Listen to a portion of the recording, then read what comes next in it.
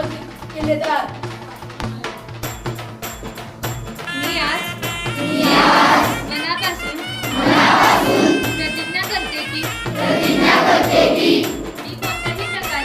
मी कोणत्याही प्रकारचे व्यसन करणार नाही. तंबाखू, गुटखा, सिगारेट, दारू व इतर सर्व व्यसनांपासून दूर राहीन. माझे आरोग्य, कुटुंब आणि समाजाचे हित जपेन. व्यसनामुळे होणारे दुष्परिणाम इतरांना समजावून सांगेन.